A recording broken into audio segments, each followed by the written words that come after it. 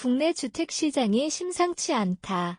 지난해까지만 해도 청약 경쟁률이 수십 대 1을 기록하며 과열 양상을 보였던 아파트 분양시장이 올해 들어 급속히 식고 있다. 전국 곳곳에서 미분양이 속출하면서 분양 쇼크라는 표현도 더 이상 낯설지 않다. 전문가들은 이는 분양가 거품이 꺼지기 시작한 신호로 보며 시장 참여자 모두가 대응 전략을 마련해야 한다고 경고한다. 사진 출처, 챗 GPT 이미지, 불과 몇 년 전까지만 해도 지방 아파트 미분양은 특정 지역의 문제로 여겨졌다.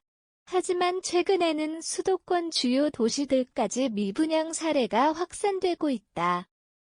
국토교통부 자료에 따르면 올해 상반기 기준 전국 미분양 주택 수는 전년 동기 대비 30% 이상 증가했다. 특히 중소도시뿐 아니라 경기도 신도시 인천 심지어 서울 일부 지역에서도 청약 미달 사례가 나타나고 있다. 분양시장의 열기는 이미 식었고 과거 청약 광풍의 흔적은 찾아보기 어렵다. 실수요자들은 집값이 더 떨어질 것 같다는 불안감 속에 관망세로 돌아섰고 투자자들 역시 금리 인상과 경기 침체 여파로 적극적인 움직임을 보이지 않고 있다. 이번 사태의 핵심 원인 중 하나로는 분양가 거품 논란이 지목된다. 분양가 상한제가 사실상 무력화되면서 건설사들이 책정한 고분양가 아파트가 대거 시장에 쏟아졌지만 소비자들은 이를 외면했다. 수도권 일부 신축 단지의 경우 주변 시세보다 최대 20% 이상 높은 가격에 공급되면서 청약자들의 관심을 끌지 못한 사례도 있었다. 여기에 금리 인상으로 인한 대출 부담까지 더해지면서 내 집 마련을 꿈꾸던 무주택자들은 오히려 임대 시장으로 발길을 돌리거나 더 저렴한 구축 아파트를 찾는 추세다. 전문가들은 분양가 거품이 유지되는 한 소비자 외면은 계속될 것이라고 진단한다. 분양시장의 침체가 장기화될 경우 건설사들은 심각한 자금난에 직면할 수 있다. 미분양 물량이 쌓이면 분양 대금 회수가 지연되고 유동성 악화로 이어지면서 추가 사업에도 차질이 불가피하다. 이미 일부 중견 건설사는 신규 분양을 연기하거나 축소하는 전략으로 전환하고 있다. 투자자들 또한 갈림길에 서 있다.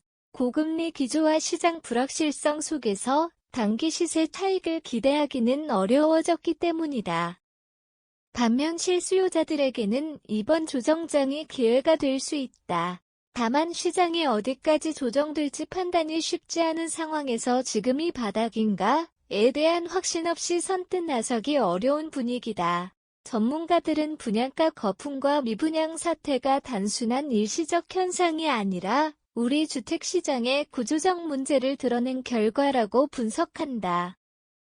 정부의 분양가 규제 정책, 건설사의 공급 전략, 소비자의 수요 심리가 복합적으로 얽히면서 현재의 위기가 촉발됐다는 것이다.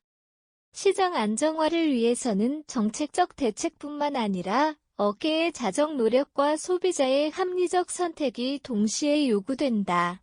부동산 전문가들은 지금이야말로 정부와 시장이 함께 구조적 해법을 모색해야 할 때라고 입을 모은다.